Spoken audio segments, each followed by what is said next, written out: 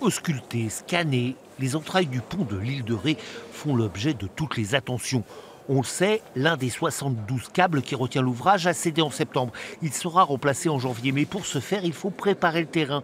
Le principe de précaution est de mise. Pas question de mettre en danger les personnels qui interviennent.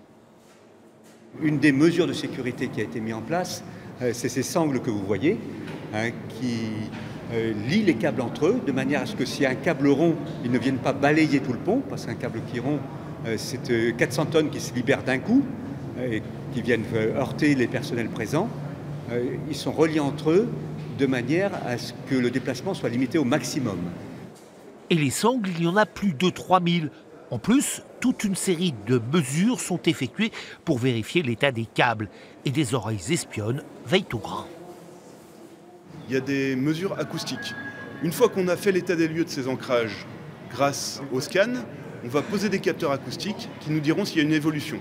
Un fil qui rentre dans un câble, c'est un petit pétard que l'on entend très bien si on a l'oreille collée sur le câble. Et notre oreille, c'est ces capteurs acoustiques. Cette vérification est pour l'instant rassurante. Un seul fil sur 3000 a cédé. L'ensemble des travaux va coûter 2 700 000 € prélevés sur les péages de l'ouvrage. Chaque année, un prélèvement est fait sur l'ensemble des cotax et mis de côté pour les gros travaux du pont. 30 ans de pont, 30 ans d'ouvrage d'art, il y a un moment où il y a des gros travaux à mener. On pensait plutôt un jour travailler sur les piles de pont, sur la corrosion, ce qui est normal pour cet ouvrage qui est bien sûr sur la mer. Non, là c'est un câble, donc on va réparer le câble et ça a un prix.